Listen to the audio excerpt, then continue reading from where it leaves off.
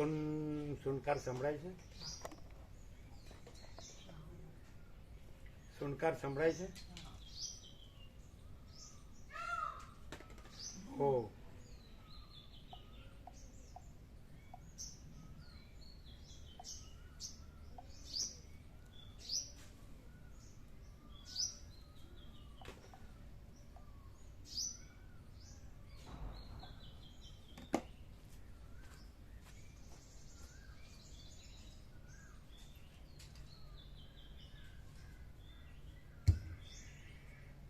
આદ્ય પરબ્રહ્મ સદગુરુ દેવ કી જય.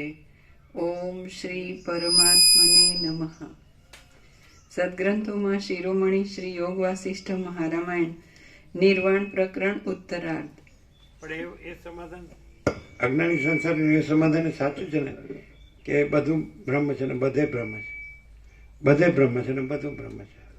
આપણે જ્યાં હોઈએ ત્યાં જ બ્રહ્મ છે એવા ભાવથી રહીએ એટલે બરાબર છે. શું કહે છે?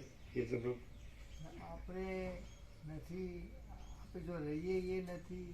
આ બધું જે કે છે ને, બધું એપિરેસ એ બ્રહ્મ નથી, બ્રહ્મ જ બ્રહ્મ છે. આગળ તમે બોલતા નહીં.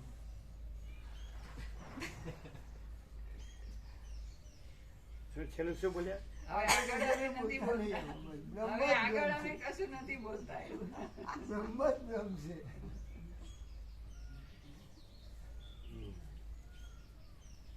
એવું કેમ કીધું? આગળ અમે કશું નથી બોલતા. તમે એવું રહ્યા છો કે નહીં રહ્યા, બ્રહ્મ જ બ્રહ્મ છે. એમાં આ આભાસ કઈ નથી. બસ આ હું જગત અને મારું કરવું ને રહેવું ને હોય રહેવું ને હોય વક્તા સોતાય કોઈ નહીં, અને શ્રવણ વક્તવ્ય સોતવે નહીં, અને જો હોય શું હોય.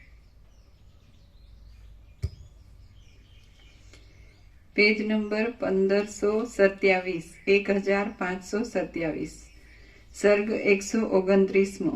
બીજા બે રાજાના વર્ણનમાં એકને મૃગનો અવતાર તથા શ્રી રામનો સમાગમ. આ 129માં સર્ગમાં અવશિષ્ટ રહેલા બે વિપશ્ચિતના વૃત્તાંત વિશે વર્ણન આવશે તથા એકને મૃગનો અવતાર આવતા અંતે રામચંદ્રજીનો સમાગમ થશે એ કહેવાશે.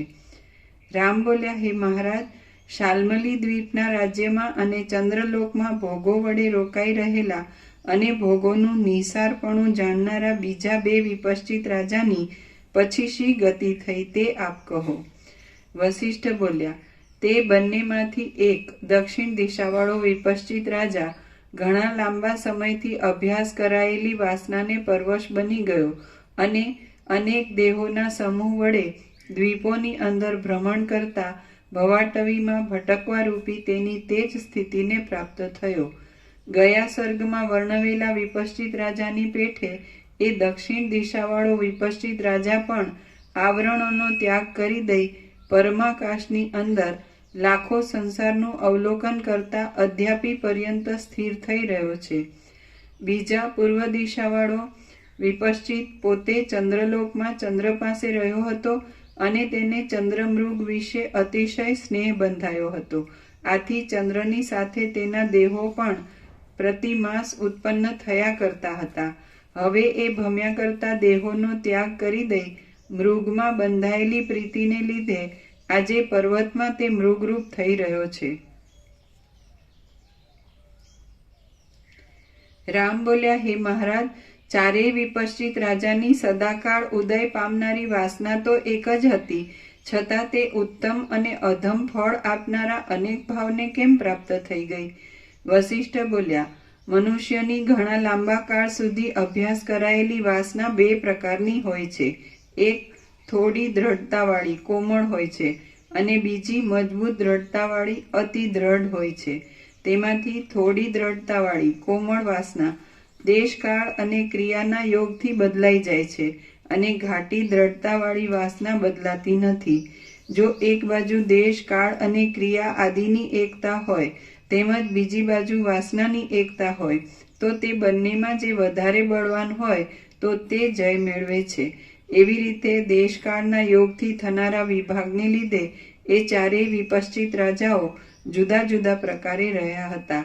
એ ચારમાંથી બે અવિદ્યામાં ખેંચાતા જતા હતા, તો એક મુક્ત થઈ ગયો હતો અને એક મૃગરૂપ થઈ રહ્યો હતો. ભ્રાંતિને સત્યરૂપે નિશ્ચળ કરી રહેલા ત્રણેય વિપશ્ચિત રાજાને અદ્યાપી પર્યંત તે અવિદ્યાનો અંત દેખાતો નથી. અજ્ઞાન વડે મોટા રૂપમાં દેખાતી આ અવિદ્યા અનંત છે, પરંતુ વસ્તુતઃ જોતા તે અવિદ્યા નિર્મૂળ જ છે. જેમ સૂર્યનારાયણના ઉદયથી અંધકારની શોભા જતી રહે છે, તેમ ચૈતન્ય વિજ્ઞાનરૂપી પ્રકાશનો ઉદય થતા તે અવિદ્યા તરત ગલિત થઈ જાય છે. થોડા સમયમાં જ તેની વાસનાથી એક બીજું જ બ્રહ્માંડ ખડું થઈ ગયું અને તેમાં પશ્ચિમ દિશાવાળા વિપશ્ચિત રાજાનું જે વૃત્તાંત બન્યું છે તે તમે સાંભળો. તે અતિ દૂર સુવર્ણમય ભૂમિ પ્રદેશમાં બ્રહ્મરૂપી મહાચિદાકાશની અંદર કોઈ એક દ્રશ્યપણે ફેલાઈ રહેલ એક બ્રહ્માંડરૂપી બ્રહ્મ છે. તે દ્રશ્ય રૂપે દેખાતા છતાં વસ્તુતઃ બ્રહ્મરૂપ જ છે. તે પશ્ચિમ દિશાવાળા વિપશ્ચિત રાજાને તે દ્રશ્ય રૂપે જોવામાં આવ્યું, એટલે તેને વિશે તે પોતે એકલો શમ, દમ તથા ઈશ્વર ભક્તિ આદિ શુભ ગુણોના સંસર્ગને લીધે જીવન મુક્ત વિદ્વાન પુરુષોના મધ્યમાં જઈ પહોંચ્યો. ત્યાં દ્રશ્યના સ્વરૂપને બરાબર ઓળખી લઈ તે પૂર્ણ બ્રહ્મ ભાવને પ્રાપ્ત થઈ ગયો. ત્યાં જ તેને તત્વજ્ઞાન થયું, એટલે જગતના આકારે દેખાતી અવિદ્યા અને પોતાનો દેહ એ બંને ઝાંઝવાના જળની પેઠે ક્યાંય જતા રહ્યા, કેમ કે એ બંનેની સ્થિતિ રાગને લીધે જ હતી.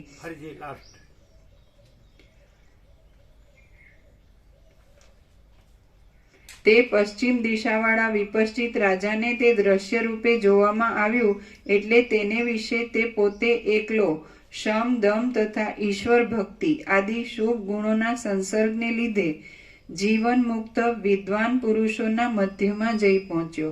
ત્યાં દ્રશ્યના સ્વરૂપને બરાબર ઓળખી લઈ તે પૂર્ણ બ્રહ્મ ભાવને પ્રાપ્ત થઈ ગયો. ત્યાં જ તેને તત્વજ્ઞાન થયું, એટલે જગતના આકારે દેખાતી અવિદ્યા અને પોતાનો દેહ એ બંને ઝાંઝવાના જળની પેઠે ક્યાંય જતા રહ્યા, કેમ કે આમ તમે જુઓ કે 38મો રાઉન્ડ છે, પણ પહેલી વાર સાંભળતા હોય એવું લાગે. અને આમ આખા પ્રકાશ રૂપે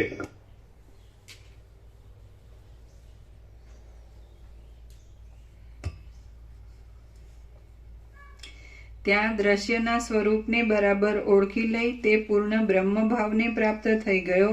ત્યાં જ તેને તત્વજ્ઞાન થયું, એટલે જગતના આકારે દેખાતી અવિદ્યા અને પોતાનો દેહ એ બંને ઝાંઝવાના જળની પેઠે ક્યાંય જતા રહ્યા, કેમ કે એ બંનેની સ્થિતિ રાગને લીધે જ હતી. આ પ્રમાણે પશ્ચિમ દિશાવાળા વિપશ્ચિત રાજાનું સર્વ વૃત્તાંત સ્ફુટ રીતે કહી બતાવ્યું. એવી રીતે બ્રહ્મની પેઠે જ આ અવિદ્યા અનંત છે, કેમ કે તે બ્રહ્મરૂપી અધિષ્ઠાનમાં જ કલ્પાયેલી છે. એ બ્રહ્મની અંદર તેની સત્તા વડે કલ્પાયેલા જગતમાં લાખોના લાખો વર્ષો વ્યતીત થઈ જાય તો પણ તેનો કશો અંત દેખાતો નથી. સ્વભાવે કરીને તેમાં જ પરમાત્માનો અનુગ્રહ થાય તો જ કાંઈ ખરું લક્ષ્ય મળી જાય છે.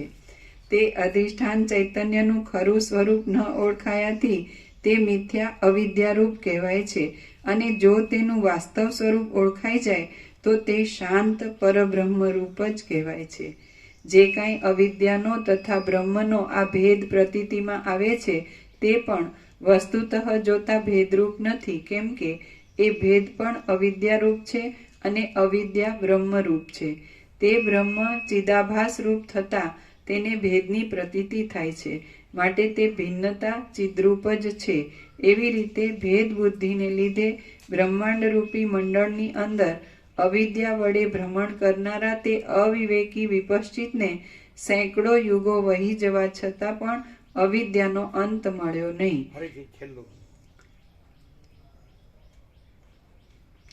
તે પણ જે કંઈ અવિદ્યાનો તથા બ્રહ્મનો આ ભેદ પ્રતીતિમાં આવે છે તે પણ વસ્તુતઃ જોતા ભેદરૂપ નથી, કેમ કે એ ભેદ પણ અવિદ્યારૂપ છે અને અવિદ્યા બ્રહ્મરૂપ છે. તે બ્રહ્મ ચિદાભાસ રૂપ થતા તેને ભેદની પ્રતીતિ થાય છે, માટે તે ભિન્નતા ચિદ્રૂપ જ છે. એવી રીતે ભેદ બુદ્ધિને લીધે બ્રહ્માંડ રૂપી મંડળની અંદર અવિદ્યા વડે ભ્રમણ કરનારા તે અવિવેકી વિપશ્ચિતને સેંકડો યુગો વહી જવા છતાં પણ અવિદ્યાનો અંત મળ્યો નહીં. રામ બોલ્યા, હે વક્તાઓમાં શ્રેષ્ઠ મહારાજ, ઉત્તર દિશાવાળો વિપશ્ચિત રાજા બ્રહ્માંડ રૂપી કપાટને કેમ પ્રાપ્ત થયો નહીં અને એ વિશેનું આપે કેમ વર્ણન કર્યું નહીં? વશિષ્ઠ બોલ્યા, ઉત્પન્ન થતા તરત જ બ્રહ્માએ પૂર્વકાળમાં પોતાના 2 હાથ વડે બ્રહ્માંડ મંડળમાં નીચે અને ઉપરના 2 વિભાગ કરી દીધેલા છે. આથી ઉપરનો ભાગ નીચેના ભાગથી અતિ દૂર રહેલો છે અને નીચેના ભાગને ઉપરના વિભાગથી ઘણું જ લાંબુ અંતર છે. આ બંને વિભાગોનો આશ્રય કરીને જ જળ આદિ આવરણો જાણી રહ્યા હોય એમ જણાય છે. એ આવરણોને આધાર પણ તેનો જ છે અને તેની અંદર જ તે રહ્યા છે.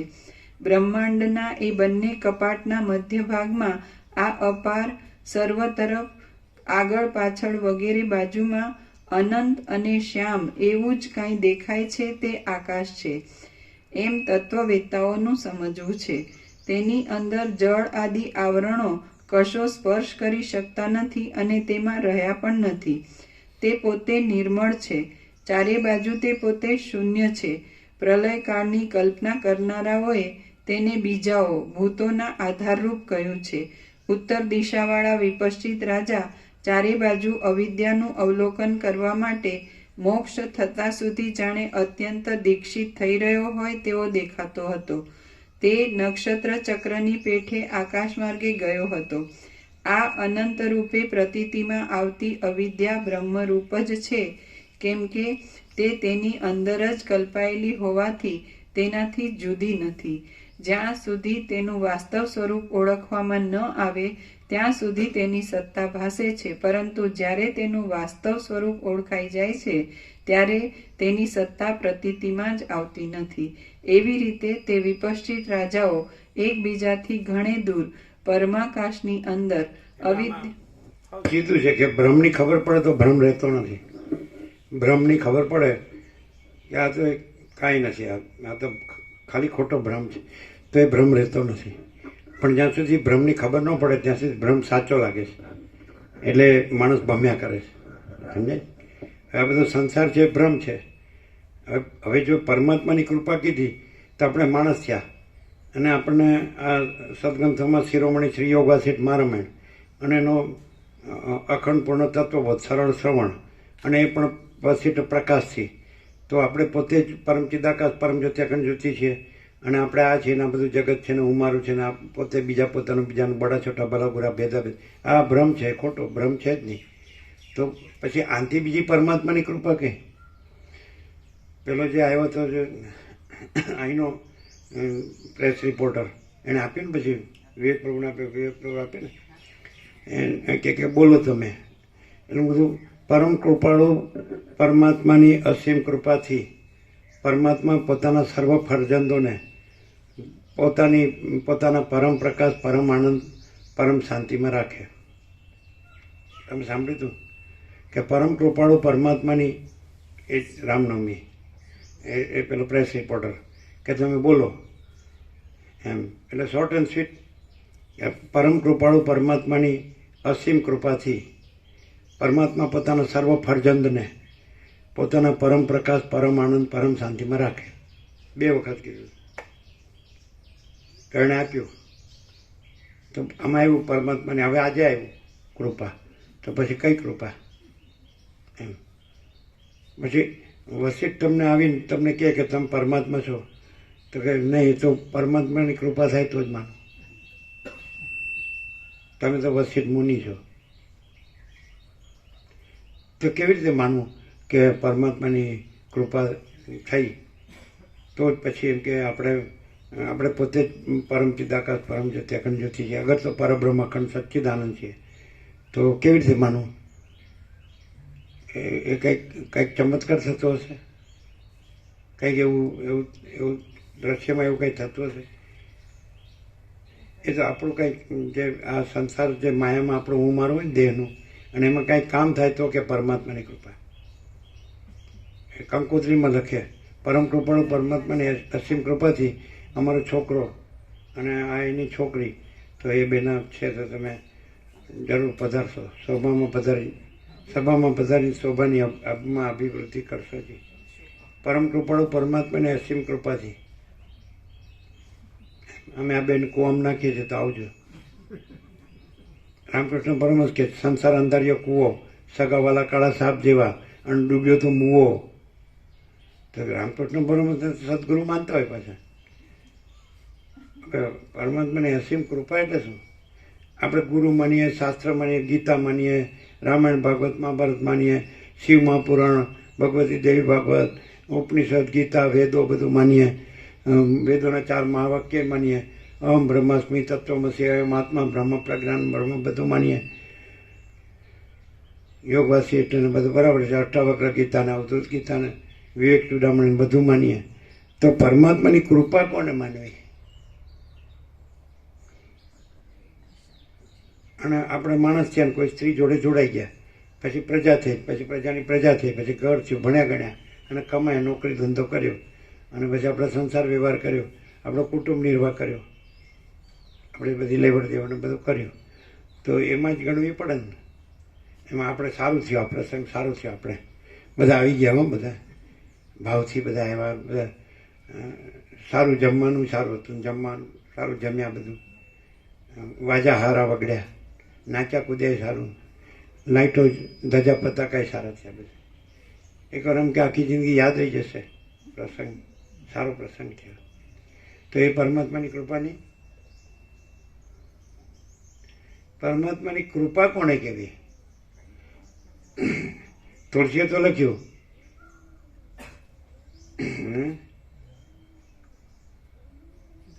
બીનું સત્સંગ, એવું છે ને, વિવેક ન હોય રામ કૃપા બીનું સુલભ ન સોય.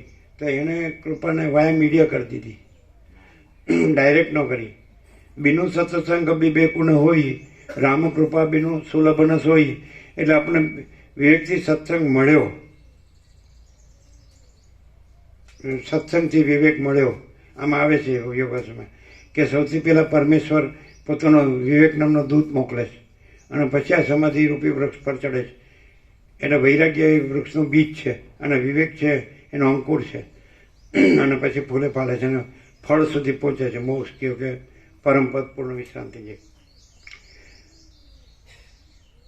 તો સત્સંગ વગર વિવેક મળતો નથી, અને વિવેક વગર વિવેક પર રામ કૃપા વગર મળતો નથી. એણે કૃપાને ક્યાં ઠરાવી? સત્સંગ, પહેલું સત્સંગ આવે. પ્રથમ ભગતિ કરો સંતન સંગા. અમારે 2 વખત છે, મેં કાલે તમને કીધું, તો ગોવાપ્રભુને યાદ હશે. ઇન્દ્રપુરા ઈશ્વરની કુટીરે અધ્યાત્મ રામાયણનો 8 તત્વો, વસિષ્ઠ અને સબરીનો સમાજ, અને સિઝન નહોતી, અને 9 દિવસ પૂરા થયા, અને ટપ ટપ ટપ ટપ મોતીની જેમ ટીપા પડ્યા. બોલો, તમે હતા? વર્ષો થઈ ગયા.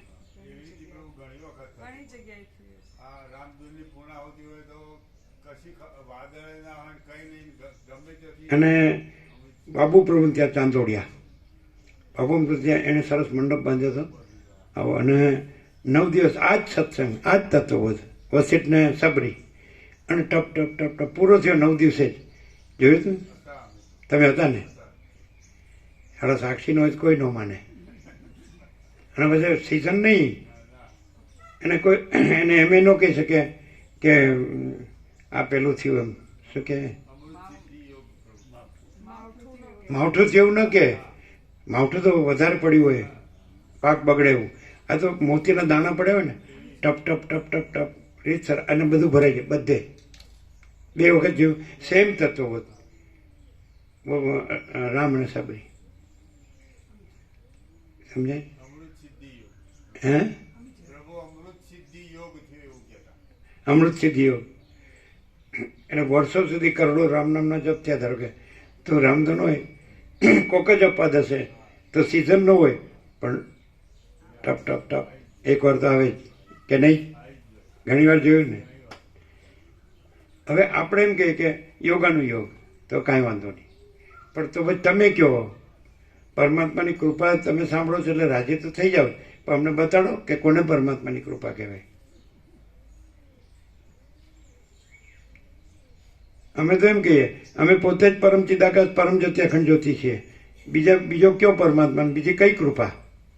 જીવ હોય તો જીવ તો સાચો નથી, એ એમ કે પરમાત્માની કૃપા થાય તો જ આ બધું. પણ આ બધું એટલે આ બધું આપણે કૃપા નથી થઈ એટલે આપણે રહેતા નથી, અને આપણે મહેમાં જ ખૂંપ્યા રહીએ છીએ રચ્યા પચ્યા. એની કૃપા નથી એટલે આપણે આ સ્ત્રી પુત્ર ઘર ધન આપણે આ બધું બસ ભણતર ગણતર સંસાર વ્યવહાર રચ્યા પચ્યા, કૃપા નથી થઈ એમ. અને રામે પણ એ જ કીધું, તુલસીએ કીધું, બધા એવું જ કહે. વિવેક ચૂડામણીમાં આદિશંકરે શું કીધું? ઘણા જન્મના પુણ્ય હોય તો 3 વસ્તુ મળે: મનુષ્ય જન્મ, મહાપુરુષ સંશ્રય અને મુમુક્ષત્વ. આ લોકો એમની રીતે વર્ણન કરે, પણ જેને પરમાત્માની કૃપાથી જ થાય એટલે એને એવું હશે. આપણે જે કરતા હોય કર્યા કરીએ અને પરમાત્માની કૃપા થશે ત્યારે આપણે પરમાત્માને પામીશું. શ્રીમાં 5-6 વર્ષ રામકૃષ્ણના ચરણમાં રહ્યા. રામકૃષ્ણ પરમ પાછળથી શ્રીમાં દર્શન લખાણું, એમણે એના ચરણમાં રામકૃષ્ણ કથાનું લખ્યું બંગાળીમાં 5 ભાગ, અને એમના ચરણમાં બ્રહ્મચારી જગબંધુ સ્વામી નિત્યાત્માનંદ રહ્યા ને 16 ભાગ લખ્યા. અને મેં એને પૂછ્યું કે ઈશ્વર કૃપાથી જ ઈશ્વર દર્શન થાય, તો કૃપા વિના ન થાય. એને ઈશ્વર સાક્ષાત્કાર થઈ ગયો. અને એને પરમહંસ યોગાનંદ મુકુંદ હતા ત્યારે એની પાસે જતા, અને 9મું ચેપ્ટર છે પ્રભુના લાડીલા ભક્ત અને તેની વિશ્વલીલા, તો એમણે પણ એમને જગન માતાના દર્શન કરાવ્યા, મુકુંદને યોગાનંદ.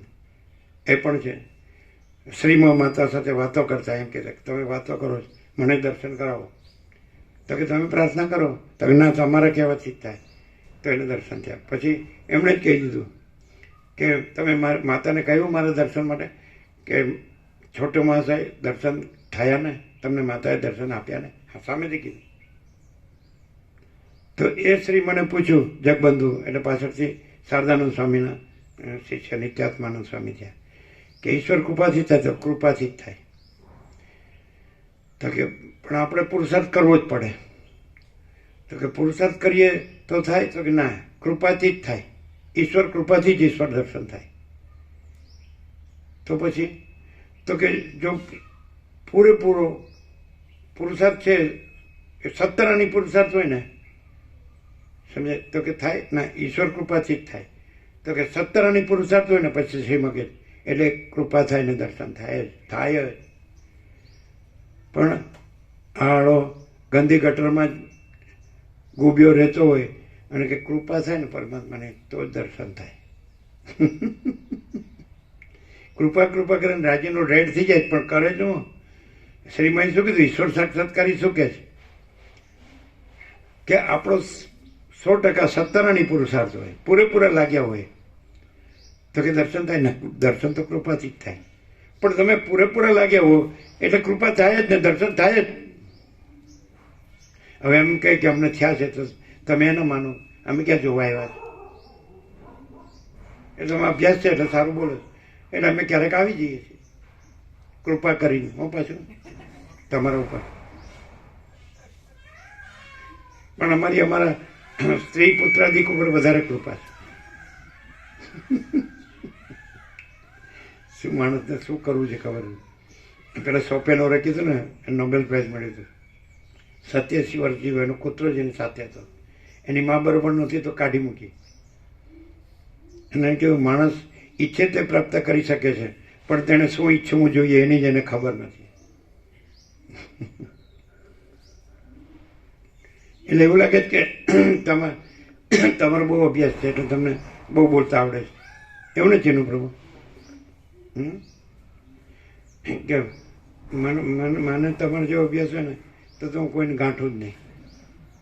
એવું અભ્યાસ નથી આ, હું હવે સમજાવીને. તો પછી જય પ્રભુને પ્રભુ કૃપા એ કેવલમ શરૂઆતમાં આવ્યા 49 વર્ષ થયા તો માલિકની મરજી, માલિકની કૃપા, પહેલેથી આ શબ્દ હતા. જય પ્રભુ પ્રભુ કૃપા હિ કેવલમ. બોલો. તમે 47 વર્ષથી છો તો શું શું સાંભળો ને શું જોવો છો? બીજું કાંઈ છે? પછી તો હું પછી એમ કે હું જાણું છું અને કોઈ પણ ના બોલી શકે તો કોણે ના પાડી? પછી ઘૂસી એમ જ આવશે. રાતની રચ્યા પચ્યા એમાં રહ્યો છે. અહીં તો અમે કાંઈ એવું જાણતા જ નથી. આપણે બસ કેમ આનંદ મંગળ. એટલે આમ કોઈ રીતે બધા શબ્દોમાં રાજી થવું છે પણ કાંઈ કરવું નથી. કરવું છે તો એ ફોર્માલિટી હોય છે કે આપણને આવડે છે ને આપણો પરંપરા છે, વંશ પરંપરાગત છે એટલે આપણે કરવું જોઈએ, કરીએ છીએ. એ જે તમે ફોર્માલિટીકલ કરો છો, આગે સે ચલી આતી હે, ગાડેરો પ્રવાહ, ગતાનો ગતિ, ચીલા ચાલુ, એ કૃપા નથી. મીરાએ એવું કંઈ નથી કર્યું પણ કૃષ્ણ એટલે કૃષ્ણ. દાખલા રામકૃષ્ણ પરમહંસે કીધું લાલા બાબુ બંગાળનું રત્ન, 22 વર્ષની સુંદર સ્ત્રી, 28માં લાલા બાબુ અને મોટો અરબોપતિ જમીનદાર, અને સવારે વોક કરતો હતો, ચાલતો હતો પોતાની વાડીમાં. બાજુની વાડીમાં ધોબીની છોકરી કીધું, બાપા પેલામાં વાસનામાં આગ મૂકવી નથી, સમય વહી જાય છે. વાસના એટલે એ લોકોના બંગાળીમાં કેળના થળિયા ઈંધણ તરીકે એને વાસના કહે, બરાબર. અને અરબોપતિ સુંદર સ્ત્રીવાળો લાલા બાબુ એક ક્ષણે નીકળી ગયો. એક જ લંગોટીને હાથ કરતલ ભિક્ષા, તરુતલ વાસ, એક જ વખત ભિક્ષા હાથમાં કરવાની. 48 વર્ષ સુધી હૃદયમાં કૃષ્ણ સિવાય કાંઈ નહીં, વૃંદાવન અને શરીર છોડ્યું ત્યાં સુધી. અને આ ગંદી ગટરમાં ખાબકતો હોય અને પરમાત્માની કૃપા થાય તો જ થાય. શું થાય? ધૂળ થાય.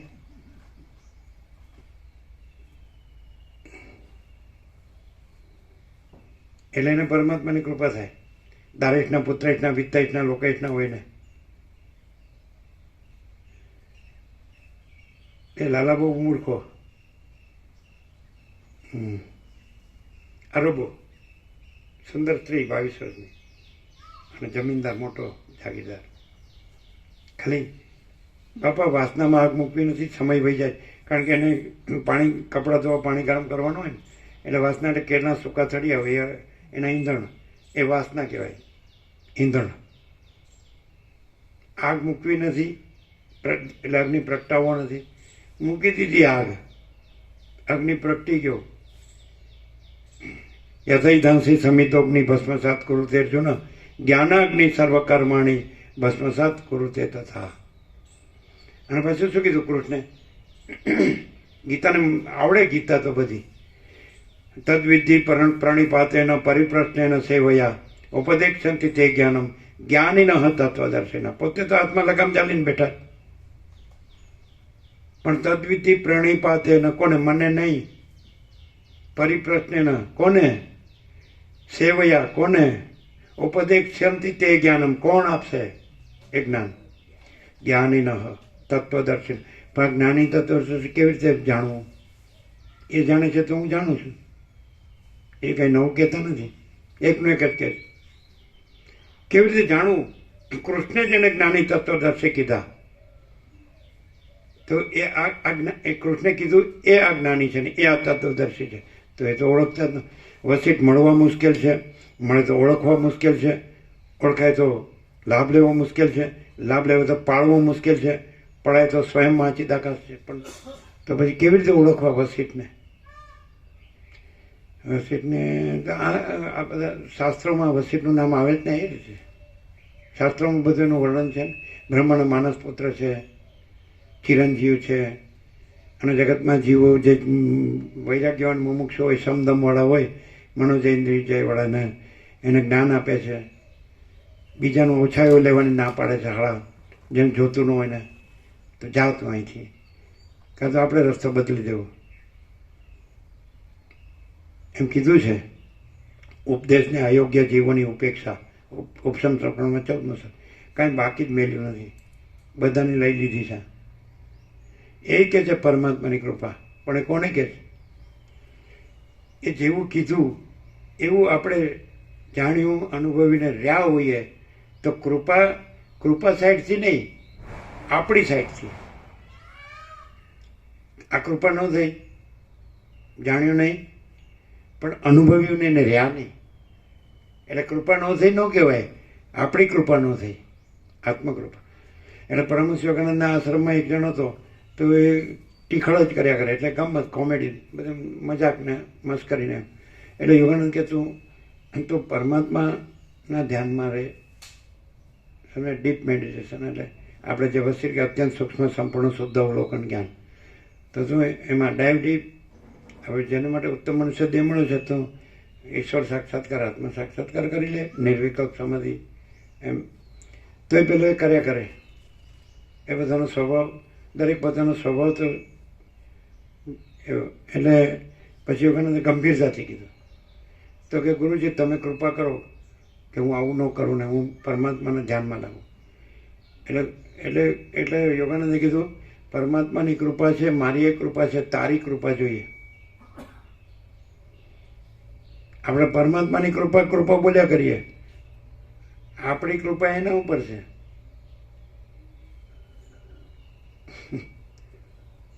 સમજાય? મારી કૃપા છે, ગુરુએ કીધું, પરમાત્માની ઈશ્વરની કૃપા છે, એટલે તો તને હું મળ્યો, ન હોત તો હું તને એનું મળ્યો હોત. હવે પેલા ડિકન્સ છે, એ 5 વર્ષનો તો ડૂબતો હતો, એક પહેલી વાર ડૂબ્યો, ત્રીજી વાર પેલા એના મિત્રો હતા એ બધા કાઢવા કરે, પછી છેલ્લે દાડી બહાર આવ્યો. 17 વર્ષનો ડિકન્સ હતો વિવેકાનંદ જ્યારે યુએસએ ગયા, અને કે તમે મારા ગુરુ થાવ. હું 5 વર્ષનો ડૂબતો હતો ત્યારે તમને સમાધિ રૂપમાં મેં જોયેલા, અને તમે મને બચાવ્યો, મને યાદ છે. 5 વર્ષનો હતો ત્યારે. તો વિવેકાનંદ કીધું હું તારો ગુરુ નથી, તારા ગુરુ હવે આવશે અને તને ચાંદીનો પ્યાલો આપશે. 45 વર્ષનો ડિકન્સ, તો કે હજી કાંઈ એવું થયું તો નહીં. અને યોગાનંદ અહીંથી એમના શિષ્યો, ભક્તો, સેવકો માટે ભેટો લઈ ગયા, એક એકનું નામ બોલતા ગયા, ભેટ આપતા ગયા. અને ડિકન્સ, અને પછી ભેટ આપી, પછી ખોડીને જોયું તો ચાંદીનો પ્યાલો. વર્ષો પછી વિવેકાનંદ તો 1902માં દેવ થઈ ગયા, કહીને ગયા હતા. આ બધા ગપ્પા. અને હું આ બૈરી છોકરાને બસ એમાં રચો પચો છું, એ સાક્ષાત એ કૃપા. કૃપા એટલે હું વોટ મીન્સ યુ, બોલો. અમને તો કૃપાની ખબર નથી. જેને કૃપા થઈ હોય એને ખબર હોય. સારી બૈરી મળી હોય, સારો છોકરો થયો હોય, એના સારા છોકરા થયા હોય, એના સારા બધું સારું મળ્યું, આપણે સારું મળે, પણ સારું મળ્યું. બધું કેવું હોય તો બધું પોતાને જ ખબર હોય, પોતે કેવો હોય એ પોતાને ખબર હોય. પણ શબ્દોમાં બધું બોલીને મન આમ રંજાડતું હોય, મનને મજા માનતો હોય, આનંદ માનતો હોય. આ કૃપા. હા, ચલો, પ્રકાશથી કૃપા કોને કહેશો? તમે બધું જે શાસ્ત્રના ગુરુના આન તે મહત્પંથ સંપ્રદાયની પદ્ધતિ પ્રક્રિયા રીત પણ અમે જાણ્યું, અમે એને કૃપા ન કહીએ. તમે શેને કૃપા કહે?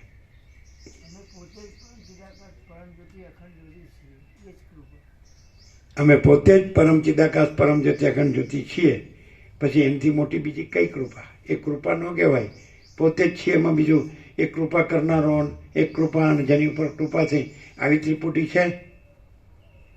મહાચિદાકાશ જ્યોતિ અનંત અખંડ અભેદ, એમાં મહાચિદાકાશ જ્યોતિ મહાતત્વ મહાસામાન્ય. પણ એ શબ્દ વાપર્યો, પણ એ કેવી રીતે વાપર્યો?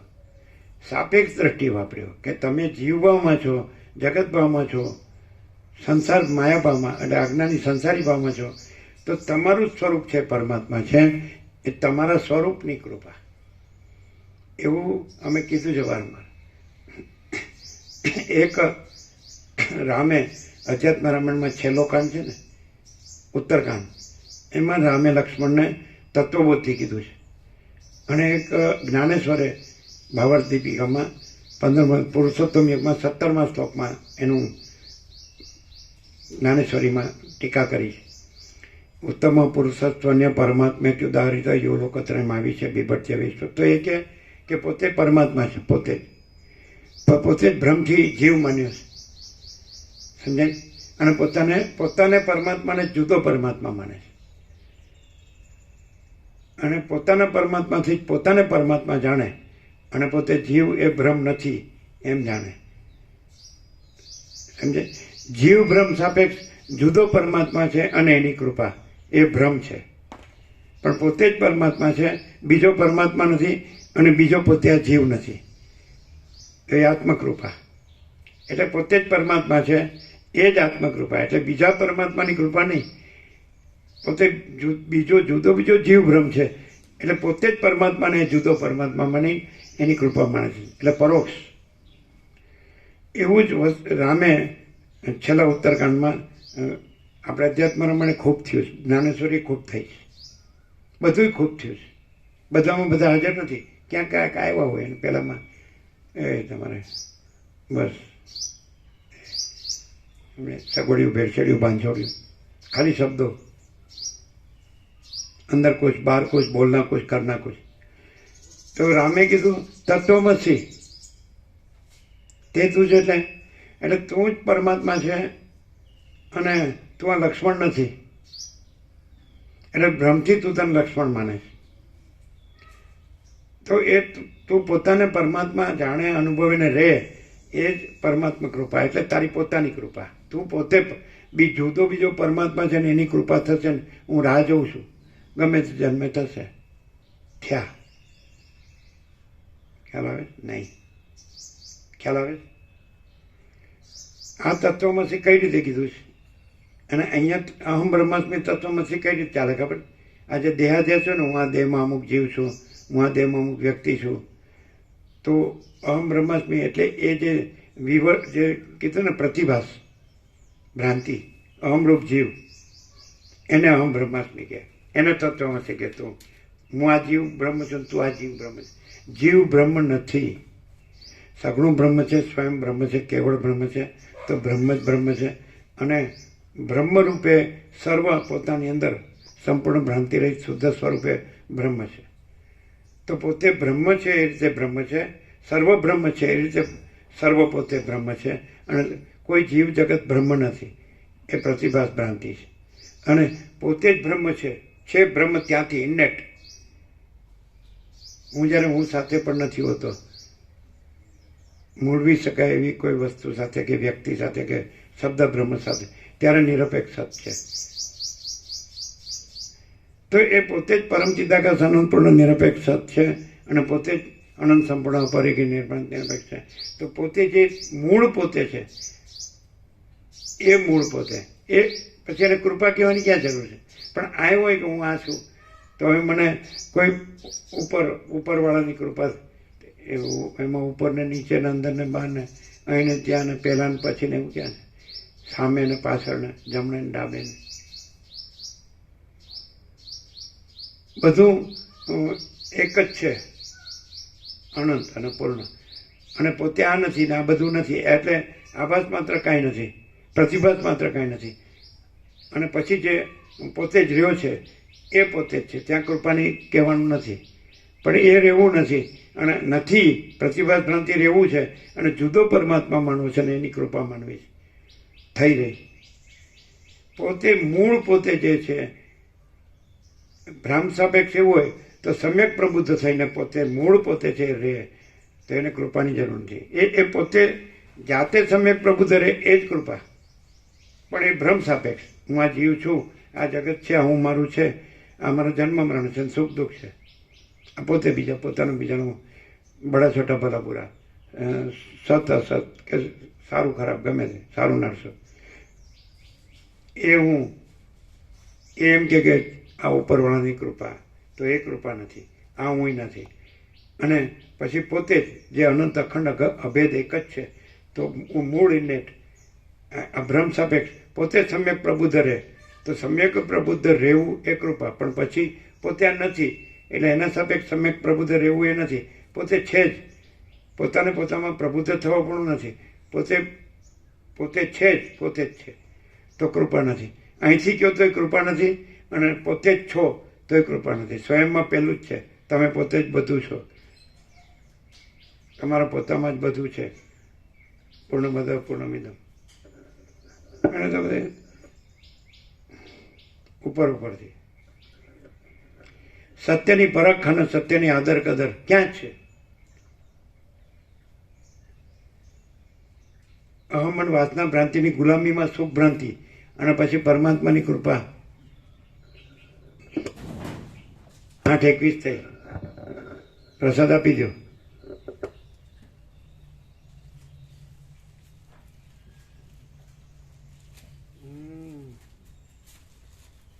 શું છે નિત્યનો ત્રણ પ્રકાશ? એવો પ્રકાશ કે અમે બ્રાહ્મણ છીએ હળવદના, એટલે બ્રહ્મ છીએ ને એવો બ્રાહ્મણ. અમે સૌથી ઊંચી જ્ઞાતિના છીએ, બીજા બધા અમારી નીચે, ક્ષત્રિય, વૈશ્ય, શૂદ્ર. અને અમે જ અહમ બ્રહ્માસ્મિ.